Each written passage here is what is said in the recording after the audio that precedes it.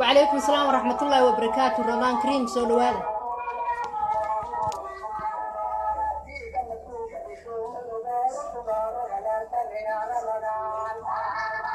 رمضان كريم سولو هذا قبل عداني قرحي سولو وأدبكو سلام يا سلام سريع كليقا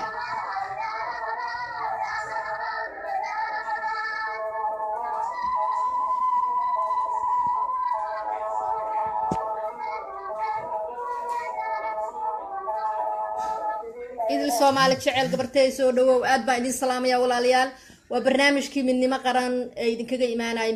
midnimo qaran team waa walaashin midnimo JJ ku soo dhawaada page-kayga mar ay ugu dambeysay page-ka midnimo qaran ayaan mar walba live ka nahay waxaan rabaa inaad la qabsataan oo ogaataan page-ka midnimo qaran in uu yahay page kale laakiin kan waa page-kii aniga aan lahaa personalkaygi midnimo qaran waa midnimadaadii waa midnimadeydii waa midnimadeennii midnimo qaran waa midnimadaadii waa midnimadeydii waa midnimadeennii soo dhawaada insha Allah caaw waxyaabo badan baan taabanayna waxaan idin leeyahay dhamaantiin Ramadan Kareem aad baan idin salaamayaa aad iyo aad baan idin salaamayaa Mustafa aad baan ku salaamayaa walaalkay macaan aad baan ku salaamayaa Mustafa Nabahle dhamaantiin waan salaamayaa family-gayga ehelkayga asxaabtayda dhammaan ummadda Soomaaliyeed waxaan leeyahay Ramadan Kareem baan idin leeyahay soo dhawaada soo bata aad baan idin salaamaya I love you too abayo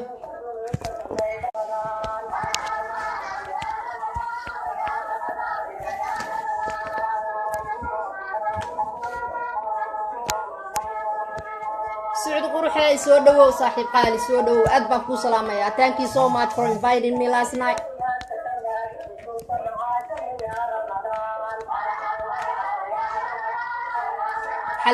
حليمة الدين أدبان كو سلام يا حليمة الدين حماه حمسك أدبان كو سلام يا دمانتين أدبان إني سلام يا سعودي حسن أدبان إني سلام يا رمضان كريم دمانتين رمضان كريم بالله أمد الصومالية ملك استوى أي دنيا عند على ذلك الجوبان إذا الصومالي تشعل هبر معان thank you so much I love you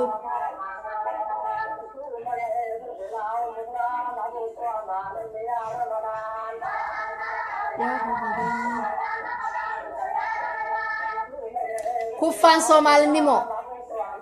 walaalkay qaali wadanigeena weyn hidaha iyo dhaqanka noo qaaday walaal aad baan ku salaamayaa soo dhawaada dhamaantiin وعليكم السلام ورحمة الله وبركاته رمضان كريم to all of you رمضان كريم to Somali ودن رمضان كريم ولا الله يميل كستو أجوكتان رمضان كريم to you too ولا الكفان أدبان كاز قاضي أدبان كو سلاميا رمضان كريم هبري إدليري أدبان كو سلاميا ما شاء الله thank you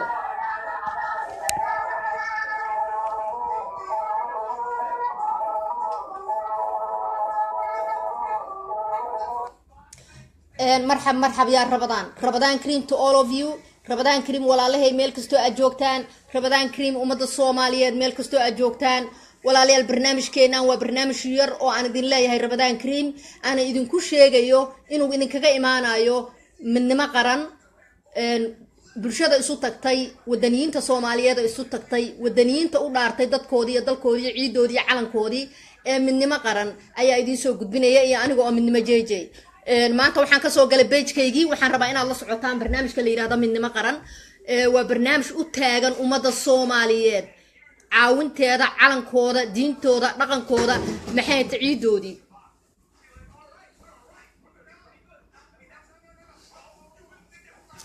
okay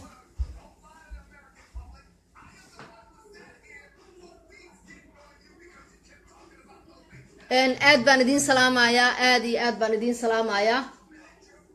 aad baan u salaamayaa ummadda Soomaaliyeed meel kasto ay joogaan walaalayaal waxaan idin leeyahay wax yar isuga heesaan ii sii dhageysan insha Allah waa idin soo noqonaya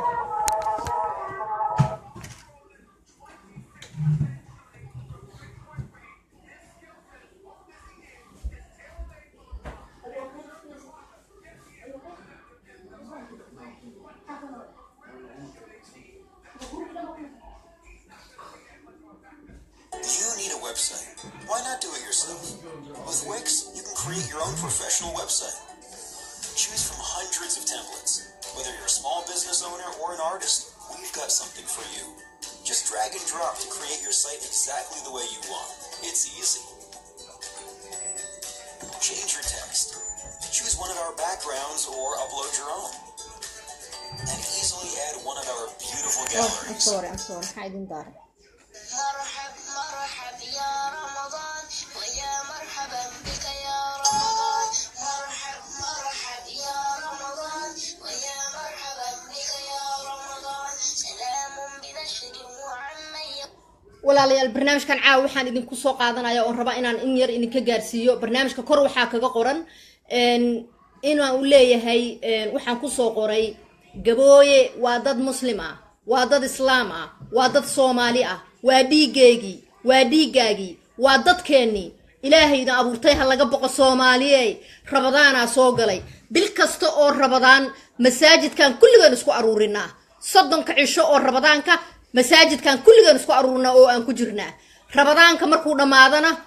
hawsheeni meeshii bay ka bilaabataa 27 sanana waa nagu qaadatay sababta ay noogu qaadatay baan idin sheegayaa oo ducada iyo maxay tahay alla bariga iyo maxay tahay masaajidkan u soo cararayna ayna meel dheer u gaarinin qalbigeenu ma fiicna ilaahay ha laga boqo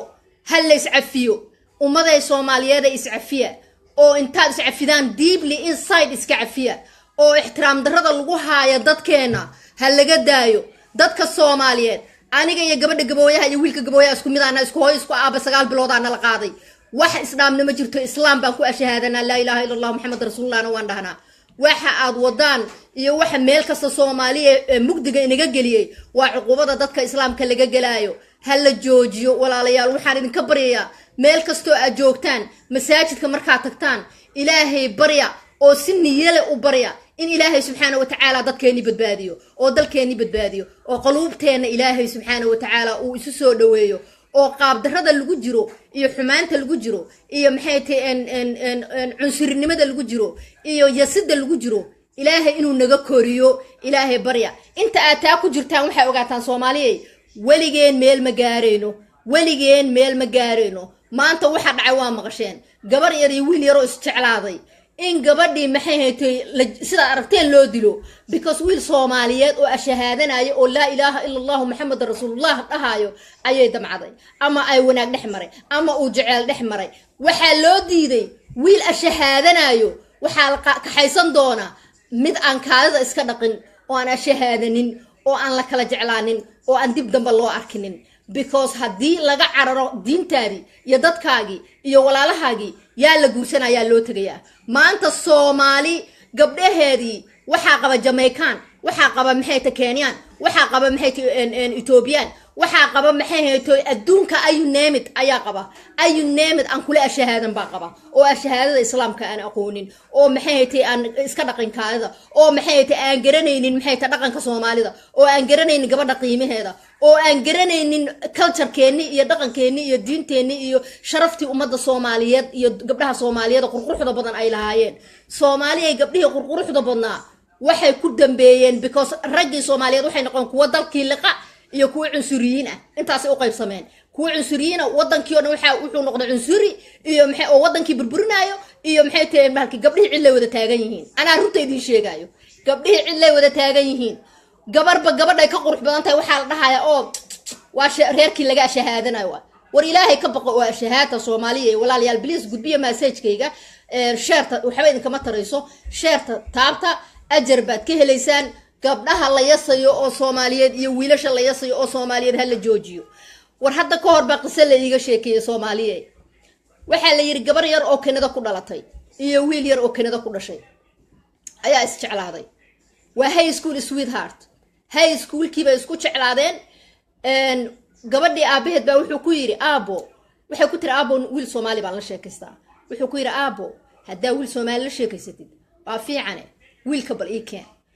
wiilkii bay maanta ma soo kaxayso waxay tiri aabahu iyo hooyadii wiilkii ayaan maxay tahay idin barayaa si aad u ogaataan wiilka aan la sheekaysto wiilkii buu guriga keentay wiilka markay guriga keentay odaygu waa soo dhaweeyay cabaar bay meeshii firfadhiyeen markay waxa la yiri wiilkii iyo gabadhii baxeen oo wiilkii baxay buu gabadhii odaygu u yeeray wuxuu ku yiri aabo wiilkii adii keentay ma xumee waa soomaaliye laakiin soomaaliyuu ka yahay gabadhana waxay ku dhalatay Canada waxay tiri I don't know I don't care why I don't have to know which tribe he is wuxuu ku yiri maya waa ina tribekiisa okay aabo waxay tiri wuxuu yiri illow hadaartu wiilka inaan ku siiyo waa ina ii soo sheegtay tribekiisa iyo qolada uu ka yahay qalada uu yahay waa ina ii soo sheegtay gabadha yaraad marka waxa la yiri way baxday yarkiiba iskuulka ugu tagtay waxay ku tiri warheede aaba ay haystee waxaad ii sheegtaa nin wabal tribe-ka tahay markaas yiri what I don't know markaas aabeed ku noqoto waxay ku tiri aabo wiilku wuxuu igu yiri I don't know ha masaasa ha naya waxa ku tiraahdaa aabaha magaaladeebu ku dhashay inta ku noqotid waxa ku tiraahdaa aabaha magaaladeebu ku dhashay gabadhii waa soo noqotay baa la yiri wiilkiiba u tiri abo fiirhe my dad he want to know who you are so just tell me aabaha if you don't know your tribe hadaad garanayn tribe-kaaga aabaha you and xageeba ku dhashay which city ba aabaha ku dhashay fiiriya which city ba aabaha ku dhashay okay gabadhu waxay tiri ha masaas aha aabihiisu yarkii wuxuu yiri bas waay aabahay baan u tagayaa caawa biri markaan kuu soo noqdo ayaa waxaan kuu sheegayaa siriga aabahay ku dhashay aabihii baa loo tagay wiilkii aabihiis u tagay wuxuu yiri aabo markuu aabihiis weydiiyay tribe wuxuu ku yiri war Soomaali baa taa wax kale ma rabo markii labaad uu ku noqday marka aabihiis wuxuu ku yiri oo waxaan ku dhashay magaalo la yiraahdo maxay ahayd magaceeda magac ii gooyay hadda Shalambood magaalo Shalambood la dhaho ayaan ku dhashay masaas aha okay aabihii bay baxday gabadhii waa wiilku waa yimid gabadhii wiilku as arkeen waxay ku tiri hay aabaha xageeba ku dhashay wuxuu yiri aabahay wuxuu ku dhashay magaalo la yiraahdo Shalambood gabadhu way baxday aabihii uu sheegtay oh you still want his dad sirigu ku dhashay miya aha aabihiis wuxuu ku dhashay siri la yiraahdo Shalambood okay odayga marka masaas aha Shalambood miyuu ku dhashaa gabadhiiba u yeeray wuxuu yiri horta nin wiilkii oo iska socda oo Shalamboodna la soo weydiiyay aabihiis meesha ku dhashayna la soo weydiiyay odayga iyo reerkiina bartay oo isla hadda gabadha wadu iman kartaa waad iskala sheekaysan kartaa baa guriga iska soo galay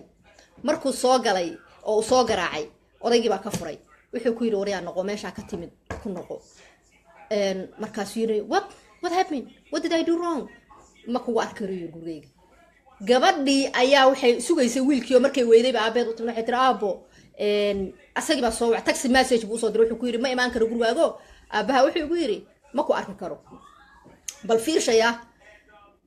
ma ku arki karo miya ha okay hadaad ii arki karinin guriga ma iman karo ayadiina wuu la fariista aabeed wuxuu ku yiri wiilka gurigeyga hadaan ku arko gaari baan marsiinaya waxay ku tiri aabo maxaa dhacay wiilkaan maxaa ku nacday waay ad aabo saan igu galaysaa wiilkaan waa isjecelnahay waa wiil muslim ah waa wiil islaam ah waa wiil Soomaali ah why you doing this to me wuxuu ku yiri waxaan kuugu diidan kuu sheegaa aabi awooyaashiis iyo meeshuu ku dhashay waa kuwina tirtiray oo reerkayga tirtiray oo hal naga reebinin fahme ma arki karo ismaba geynaba annaga iyo ayaga isma geyno naamaba isgeynaba haddaad u dhaqaaqdana gaari baan ku marsiinaya waa sida aniga qisada la iigu sheegay bal fiirshaya ilaahay wuxuu runaha ka aqbalo aniga waa sida la iigu sheegay waan gudbinayaa gabadhii markaas wiilkii dhowr mar baa odaygu u dhaadhaartay gabadhiina waa loo dhaadhaartay gabadhii waxay samaysay marka wiilkii markuu yiri aabihiis kuma arki karo ayadiina iyo wiilkiina la isu diiday ayay waxay samaysay qiso la yiraahdo inay gabadhii ay iska qaracantay muraayadii baa jabtay probably muraayadii baa jabtay aniga taasaan ku qiyaasaya muraayadii baa jabtay because qof dhalinyara oo soo kacay oo maxay tahay qof dooqiisa oo la sheekaysanayay oo uu rabay oo uu niyad gashay oo islaam aha oo muslim aha oo aan ajnabi ahayn qalbadii laga jabiyo la yiri ma raba inaan arko because qabiilkooda iskama guursano maxayna mana is arki karno hadda ka horna wayna baabi'iyeen maba is arki karnaba saasa lagu yiri gabadha markuu waxay samaysay way iska baxday waxay baratay wiil Jamaican-keedii bay hor u raacday aabaheed iyo wiilkiina maalintii waa isugu dambeysay gabadhii iyo wiilkiina maalintii waa isugu dambeysay gabadhii waxay guursatay nin Jamaican oo islaam ahayn waxay dhashay baa la igu yiri dhowr cunug aabaheed maalintii gurigeeda ka baxday oo iskuul aadaysay ayaa muuqiisa ugu dambeysay dib dambe uma arag 10 sano markay ka soo wareegatay xaq darrada ay idin sheegaa 10 years markay ka soo wareegatay ayaa waxaa la yiri odaygiyo nin weyn awaayeel ah markiiba nin weyn ahaa laakiin markii dambe daro 10 sano ka dambo wiilkii yaraa jaamacad buu ka baxay waa guursaday masaajid meel ah ayuu maxay tahay kii yaraayo soo galay oo maxay tahay cunug yar oo u dhalay gacantaa baa wuxuu arkay odaygii oo fiirinaya wiilka yar garan mayu u yeer kaale biir adeer kaale haye adeer imay garanaysaa may adeer kuma garanaayo adeer ma waxbaan ku qabtaa may adeer waxay ii qaban adigu i garan maysid laakiin anaa ku garanaya adeer waxaan ahay ma xasuusataa gabadhii heble ahayd ha adeer xagee ku dambaysay adeer aabaheed baan ah waxaan ku weydiisanayaa adeer inay cafidid cafis inaa isiisid baan ku weydiisanayaa ilaahayna ha i cafiyo adiguna i cafi oo maxaa dhacay adeer gabadheedu waagii haddii adiga ila kaa joogi lahayd maanta ayaad cunugaa yarka oo aad daadihinayso aan awowgiis ahaan lahaa gabadheedii 5 iyo 6 bay dhashay maalintii adiga aan kuu diidaana iigu dambaysay il damba ma arag waxaa la ii sheegay gabadheedii inay drug user tahay in maxay tahay baaba'day inay hoogtay in maxay hayto nin abuse gareeyo oo dilo oo baabi'iya oo aan islaam ahayn ay la joogto marka adeero waxaan kaa galay adeer macaan dambi baan kaa galay iska kii cafi adeer ilaahay maalintaas gaf baa iga dhacay gafkii iga dhacayna waa la ii ciqaabay adeero i cafi bal eeg waxaan idinkaga soo wadaa qisada walaalayaal idinkugu sheegayaa maalinta adeerkaasi wiil yar oo dhalinyara oo Soomaaliya oo nadiif ah oo labisan oo maxay tahay dad la yaqaan ka dhashay oo dadkiisii oo dhiigiisii oo dadkiisii ayuu diiday muxuu aaday kuwa gabadhiisii dura iyo ciyaaluna aqoon oo lixa iyo lifekii gabadhiisa dhan inuu waayay oo una dib u haynin waxaan idinkugu soo qaatay qisadaas Soomaaliye waxa lagu haaya dadkeena walaalaheena gabooyo ha laga joojiyo waxa lagu haaya dadka Soomaaliyeed ee muslimka ee islaamka ee Ilaahay subxaanahu wa ta'ala nala dhaliyay ee isku mid ka nahay ee isku afka nahay ee isku dhaqan ka nahay kuwa saa sameynaayo labada saa isku sameysay ashwali ma ahayna ka waramahe ee gabooyo ma ahayn wixii xun ayaa xun wixii xunna meel bay joogaan qofka diinta islaamka use gareyn qofka Allah subhanahu wa ta'ala aan ka baqin qofka Ilaahay subhanahu wa ta'ala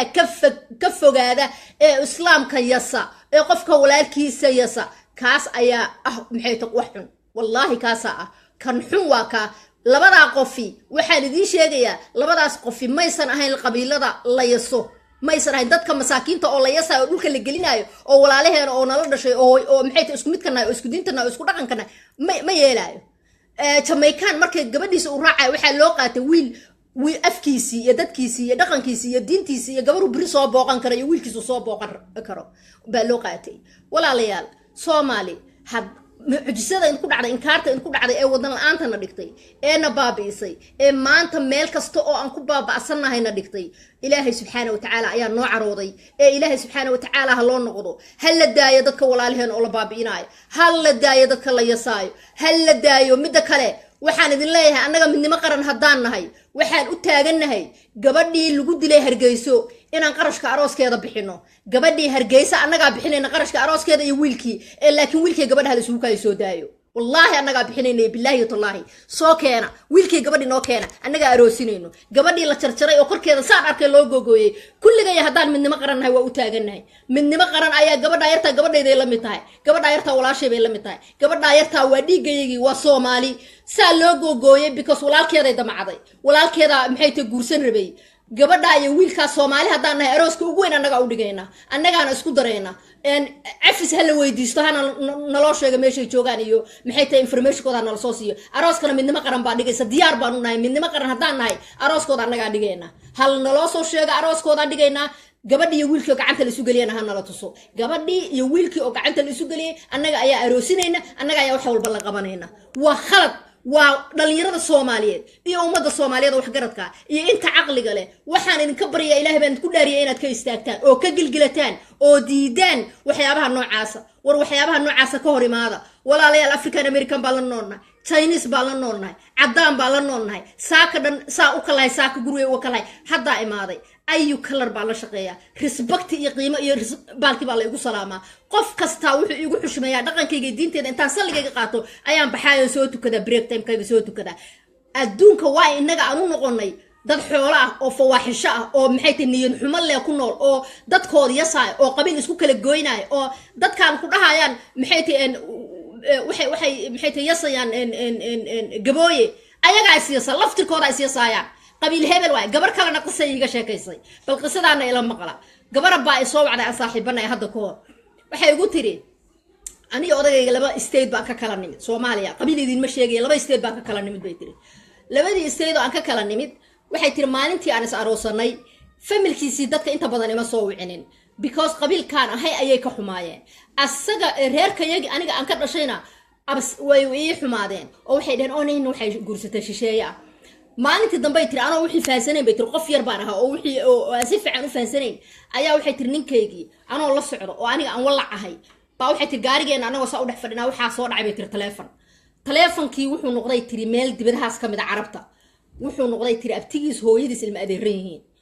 abtigiisiibuu markaa taleefankiibuu ka qabto oo uu dhowr mar malaha soo wacwacay oo uu missing callkiisa message-kiisa arkay markaasuu la boodo yiri abti ii warramna abti ma fiicantaa seeta abti waa ladana ma ladanta abti waa fiicanaha ha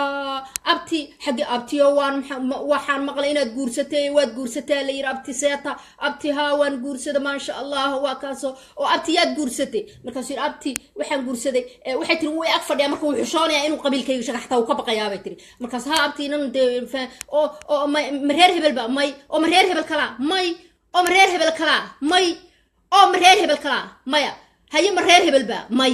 wax alla wixii qabiil jiray oo wiilka cidiisa ahaa oo dhan buu soo tiriyay yiri bay tiri markuu soo tiriyay ayay waxay tiri ha maya buu yiri inta midna ma aha markaas yiri oo hadaa waayo hadaa qofkaani muxuu ahaa aad guursatay hadana intaas oo qof ahayn bal fiiriya Soomaali weyn ma aha ya Soomaali weyn dhan intaas laga soo reebay 25 kaas oo asaga uu garanay bas uu ka dhigay markaas uu yiri maya abti intaana ma aha marka waxay tiri gabadhii maalintaas abtigii markii uu yiri markii intaana ma aha markuu yiri ayaa hadal ugu dambeysay marka waxaan u maleynayaa ay tiri abtiga wadnihi baa istaagay because dib dambana noolama hadin telefonkiina kama jawaabin telefonku waa ka dhacay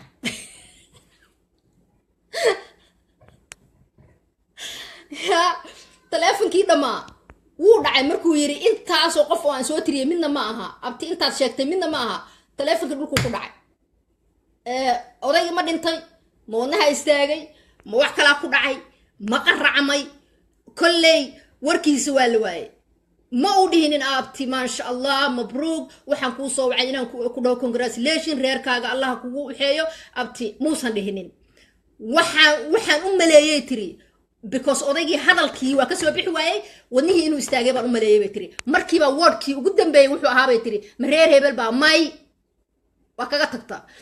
inuu life yahay inuu dhintayna warka ma haayay tiri ilaa hadda Soomaaliyeed dadka saa sameynaayo ka war bal imagine ilaahay baan idinku dhaariyay intiina meesha ku jirta bal imagine marka waxa lagu sameeyay gabar gabooya ah iyo wiil gabooya waxa lagu sameeyay bal imagine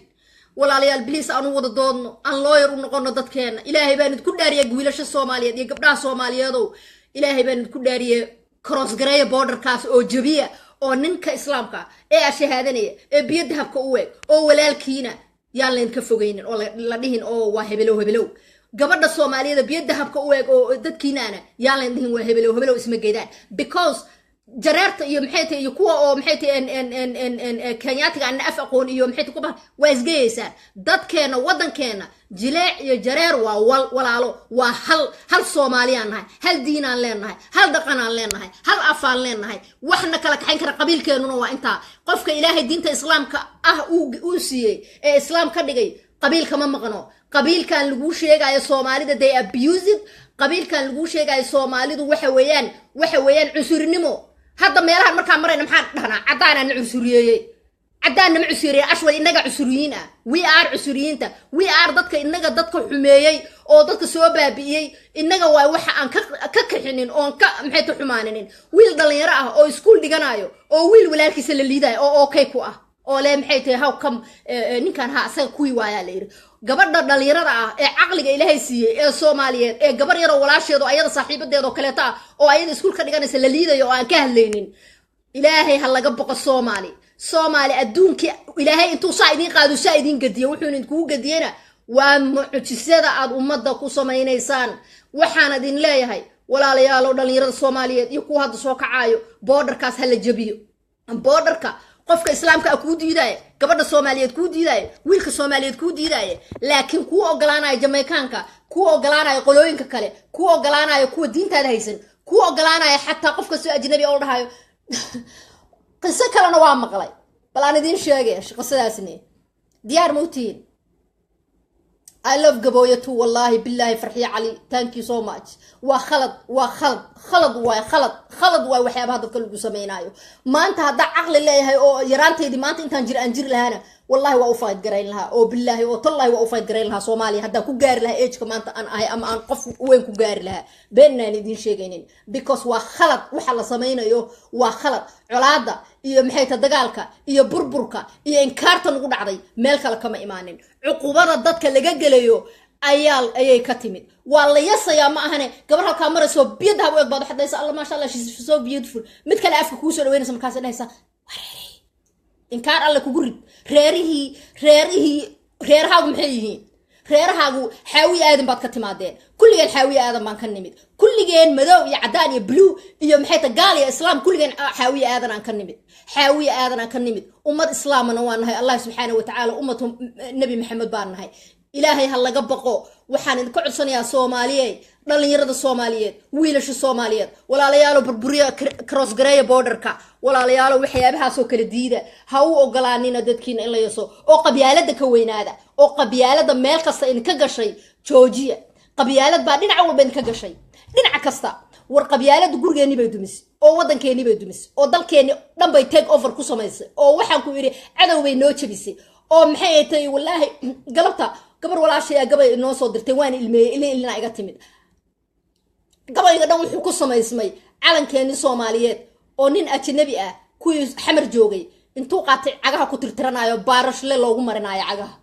Soomaaliyeed maanta meeshaan naalno calankaasna rag baa u soo dhintay oo u soo dhididay oo naftooda u soo huray hooya u soo ooyday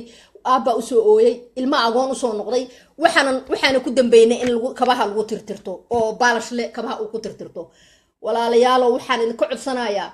gabadha iyo wiilka Hargeysa lagu silciyay kulligan Soomaali aanu istaagno annaga midnimo qaran hadaan nahay arooskeed annaga dhigayna naloo soo galiyo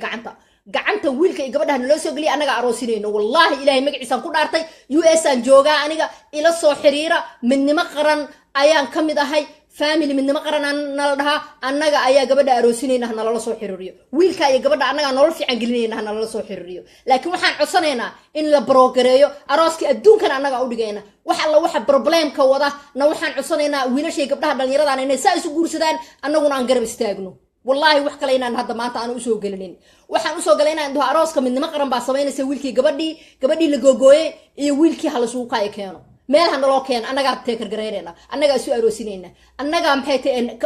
try gareynayna inaan tusno umada dhan adduunka dhan aan la yaabay dad isku af isku dhaqan isku diin isku muuq aan waxba kala duwaneen oo la dhahay gabadha yarta waxa loo dudulay ninka wiilka quruxda badan ay jeclaatay ayaa gobooya maxay gobooya dhaamaan gobooyaha sheegaysa maxay tahay gobooya waxa horta macnaha erayga midgaan ma taqaanaa wuxuu yahay qofkii aan shahaadan oo diinta islaamka aan ku dhaqmin oo islaamka iyo gaal midna uuna ka nabadgelin ilaahay wuxuu ku yiri gaalkana ana abuurtay islaamkana abuurtay midna ha ku xadgudbin soo moogid qofka iimaanka lahayn qofka aan diinta lahayn qofka xaaraanta iyo xalaasha kala aqoonin qofka xun ayaa la dhahaa erayga qofka xun haddii aad leedihiin oo eeya maxay tahay neefa baktiyo dhinaci baktiga cunaan annagana gaajada dhinac fiican aan cunay bullshit waxa dhan waa bullshit waxa dhan waa bug waa wax oo odayaal inkaar qaba ay nooga tageen oo maxay haytay umada lagu silcinaayo joojiya waxaas Soomaaliya adduunyadii waxay maraysaa 21st century-gan adduunkii waxay marayaan dayaxa inay degaan adduunkii waxay marayaan qabiil baad sheegaysaa cadaan iyo madow inay saa isula nool yihiin oo aan haddada ka imaaday oo aan saas annagoo isu hagsiinayno maxay tahay thank you I love you isku hayna aan soo kala tagnay see qof walaalkay ah oo islaam ah oo shahaadanayo oo Soomaaliyeed see loo yasa see loo dhahayaa maxay tahay magayo yaa nagaya runta marka idin sheeg gabdhaha Soomaaliyeed hadaan nahay hadda rag Soomaali dhanba ma nagayaan kulli wadankii naga burburiyeen meel kasta waxay nooga dhigeen qaxooti meel kasta waxay nooga dhigeen inkaar noogu dhacday meel kasta waraaba nagu cunay meel kasta bahal nagu fiiqday beerkiina la kala baxay wadniyaana la kala baxay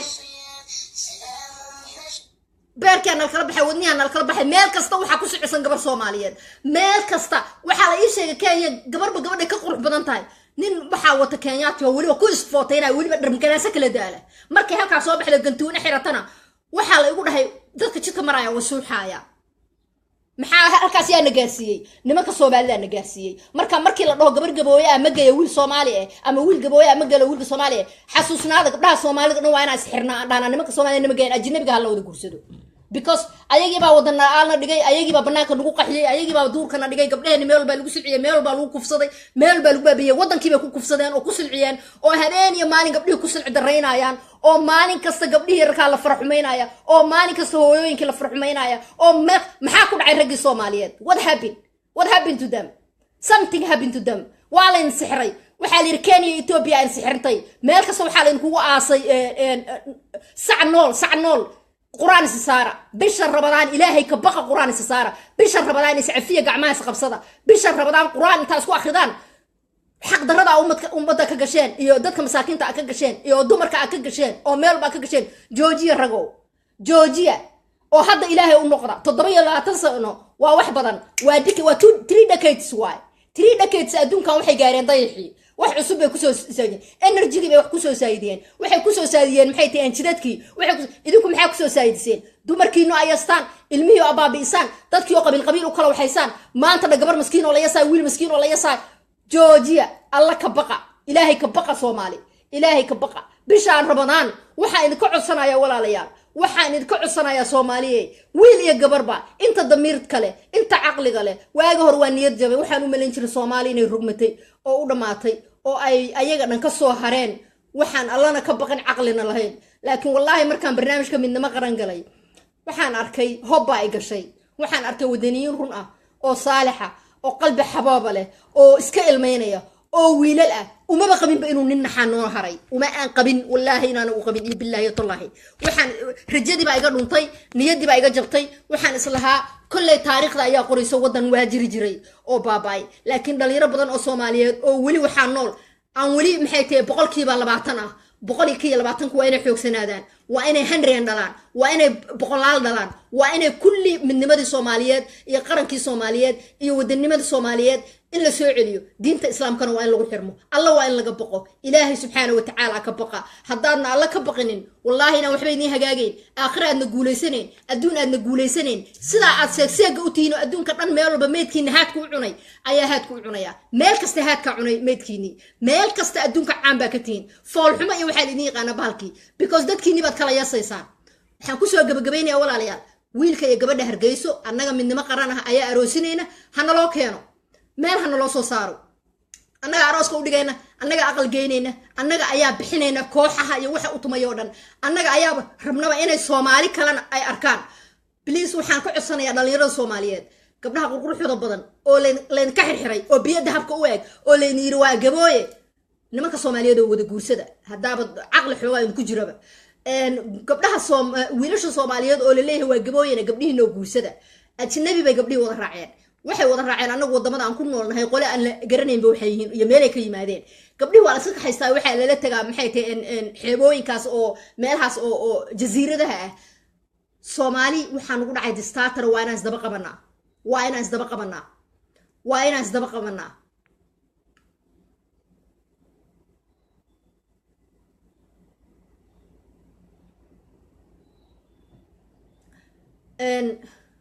ما قاويل كسو سو قري والله بالله هبر إذلي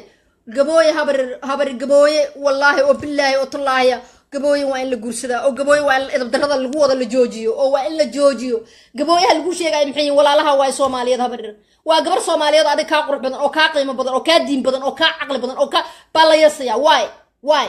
أنا جي وحربنا إن المركب ميرها تجنا عندنا حتى نكون رئيسي الموجود عداكو دي الراسيستي أفريكان أمريكان دي الراسيستي Soomaali وح كراسيستن أدونك إلهي معبورن أدونك وح إلهي كراسيستن لا معبورن سو نين كدانو أبتيجا أنتو صاوع قبر ويلكسي أبتيجا لبعضوها أروسي تلفونك كان عمركو يرجبر كلو Soomaaliyan guursadii adinka balkashay keeya midka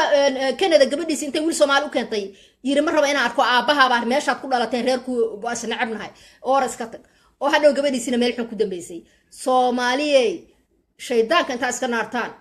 maalin kasta eeg bal fiiriya amaal aad baan ku salaamaya dhiigo aad aan ku salaamaya saaxiib qaali thank you so much waxaan la yaabay Ramadaanka fiiri Ramadaana soo gashay bab waa la soo wada ceysana Ramadaana soo gashay Ramadaana kasta fiiri masaajidada Soomaaliya buuxiso bacay ku soo qaataan cuntadooda waxay ku leeyihiin rabadaanka dhan waxaan jirayna masaajidka rabadaanka dhan waa cibaadaysanayna masaajidkaas rabadaanka la taagayo 27 years ayaa la taagnaa ummad ilaahay iyo meel kasta islaam wadan islaam looga duceeyo Soomaali ducadaas maxay meel u gaar weeyday ma taqaanaa because inta ma dhaafsiisno qof kasta markuu ka soo baxo masaajidka markuu soo galaayana wuxuu ku sii galayaa ha reehbel ba ka sare anoo laandheer anoo lugaab anoo barki markuu ka soo baxana masaajidka uu ka soo baxana hadaynu markuu tukanay xataa laandheer uga jirin af niyada markuu ka soo baxana anoo laandheer u leeyahay assalaamu calaykum anoo laandheera marka salaadii iyo soonkii iyo cibaadaysigii iyo waxay sameynayeen iyo waxaan ay u kala ordayaan inta ma dhaafsiisno sanadan waxaan dhahayaa Soomaaliyeed oo aan kula dardaarmaya ilaahay subxaanahu wa ta'aala inta ka baqdaan sirruna oo daacada oo alla ka cabsi ku jiro oo qalbi fiyo ku jiro oo aad nadiif naftiina aad ka dhigteen waxa aad ku samaysaan inaad wadankiinina ilaahay u baridaan oo really ugu baridaan dadka aad baabi'inaysaan oo habeen walba asricinaysaan because dad xun yihiin isteediyada qaar dadka gabooyaha isteediyada qaar xaafada ay degayn xataa lama galo gaariga dhex mara xataa waa la dhaqaa runta ana idin sheega gaariga dhex mara xataa waa la qaataa brush intii la qaataa la dhaqaa waxa la dhahaa oo gabooyaha xaafadoodii u maray ilaahay subxaanahu wa ta'aala ka baqa anu waxaan la yaabanahay oo marmarka qaarkood iga yaabsado war maxaa ku dhacay sheekhakhii waaweynaa maxaa ku dhacay culaamadii maxaa ku dhacay haddii wadankii rogmaday dadkii diinta islaamka aan jeclaysanay oo aan dhegaysano oo aan mar walba rabnay inaan maqalno codadkooda maxay ugu istaagi waayeen calankoodii iyo ciidoodii iyo diintoodii iyo dalkoodii iyo maxay tahay waxaan abuse ka hoos socda ee dadka maxay tahay qabyaalada lagu baabiinayo maxay uga hadli waayeen qabyaalada sida xun loo isticmaalayo maxay u dhihi waayeen qabyaalada the way loo isticmaalayo is wrong people this is wrong you cannot use this you cannot do this bisaan waxaan la yaabay shiikhaha waaweyn inta badan waxay wax ku barbarteen ama joogaan dibadaha especially America many shiikha saaqana waligay ma arag shiikh intuu soo fadhiistan maxay tahay TV ilmaynaya oo le stop this waxa sameynaysan waa wrong ilaahayna ma barnayn maxamed Soomaali aad baan ku salaamaya walaalkiisa soo dhow and ilaahayna ma banaynin islaamnimana ma aha maxay ta dhaqan adduunkan looga dhaqamana ma aha gaaladii aad u imaateen oo idin ixtiraamta oo idin sharafta oo cirka iyo dhulka idin diiday oo cirka iyo dhulka idin diiday gaaladii ba cirka iyo dhulka ku diiday adoo muslim ah jalbaabkaas xiran adoo maxay tahay shaqadii ugu fiicneed baa lagu siinayaa shaqadii ugu fiicneed ayaad gabadha cadaanka ayaa lagu isku meel baan ka shaqeynaa laakiin dadka yagii qofka ay shaqo siinayaan xataa ofisiyadan iyo waxaan hadda Soomaaliya ka jiro iyo dawladahan ka jira qofka ay wax siinayaan horta gabdhaha koob ay cusuriyeen marka ugu horeysa cusuriyada ugu weyn gabdhaha ku hayaan labana qofka ay wax siinayaan horta koow waa in la soo helaa 411kiisa qabiilkiisa uu yahay iyo farta dheer miya lugta gaaban miya dhinaca kasta dadka dhala degan hadday tahay jareer weyn hadday tahay maxay tahay gabooye wallahi oo billahi oo tallahi waa la silciyay waana la abuse gareeyay waxaana aaminsanahay wixii African American historygooda markaan dhageysto aan ilmeeyo inaga inaan dadka ku sameynay inaga ayaa ku sameynay dadka walaalaheena gabadhaas oo maxay tahay jareer weynta oo wax yarta iga timaadag waxaan macna lahayn iga timaadag laakiin isku jirkanahay isku afkanahay isku luqadanahay isku diintanahay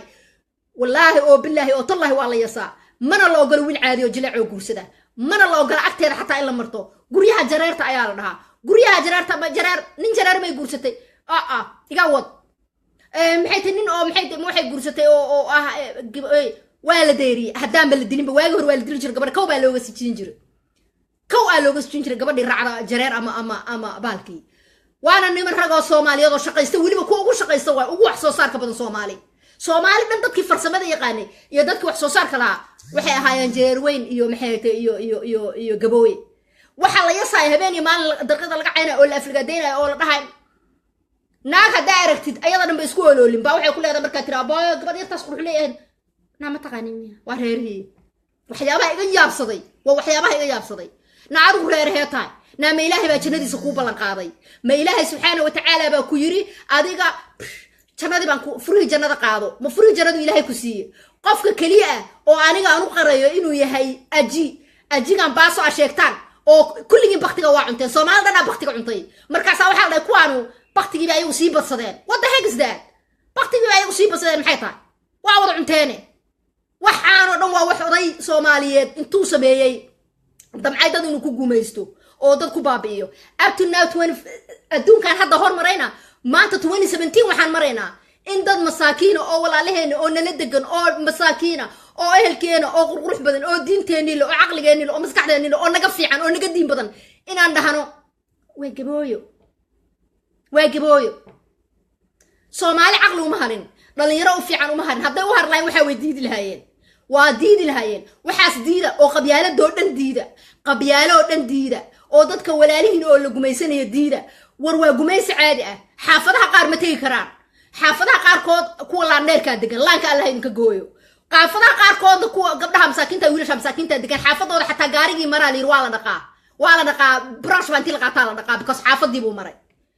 adduunkaan idin sheegaynaa Soomaaliyay disaster baatihiin aqli xun oo Ilaahay subxaanahu wa ta'ala cuquba ka gasheen ummadii Ilaahay because adduunyadan aan arkaysid madow iyo cadaan iyo indayar iyo Asian iyo kulligan aslan noona aniga Irish isku meel aan ka shaqeynaa jalbaabteeda ku shaqeynaa hadaan rabo hortoodan ku tukanaya markaas waliba waxay dhahayaan JJ is praying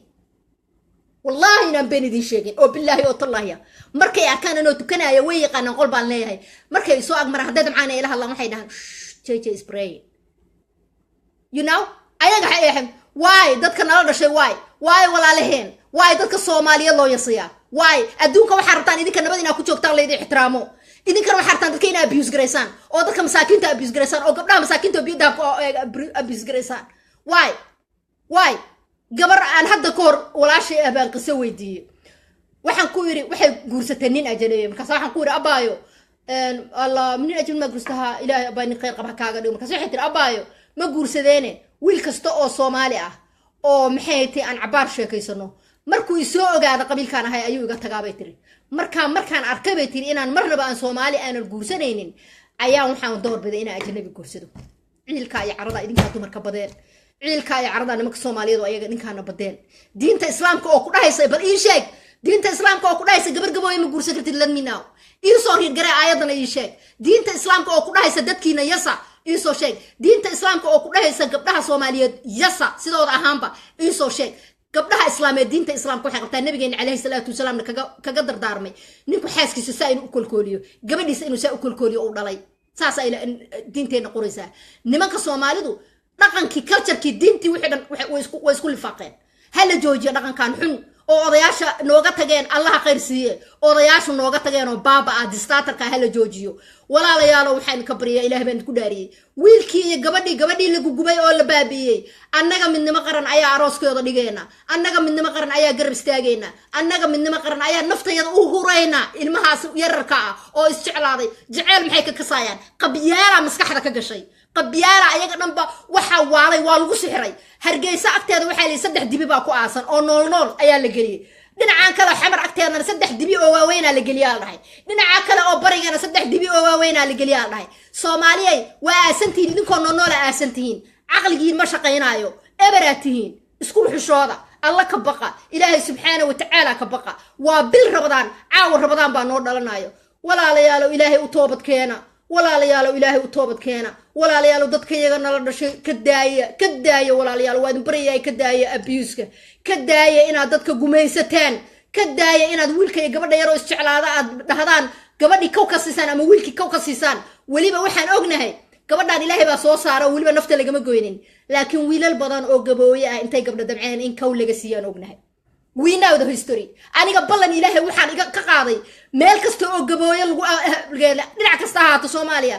inaan u noqdo lawyer aan u hadlo oo adduunyada aan tuso adduunyada caalamka dhan aan tuso aan ballan Ilaahay ku qaaday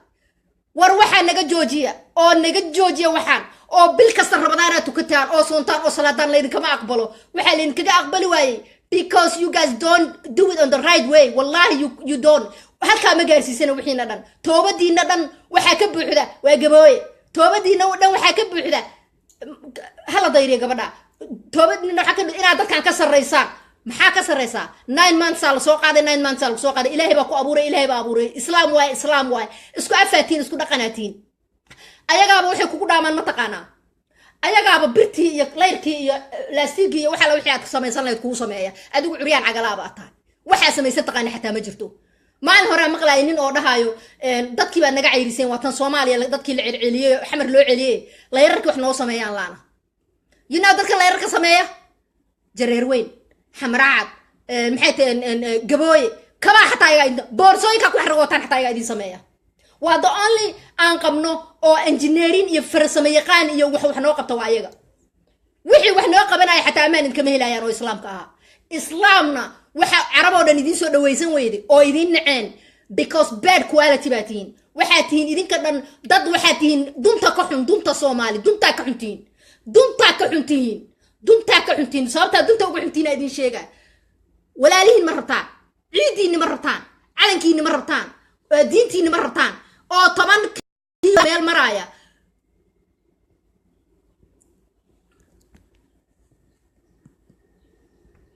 maxaa ku dhigay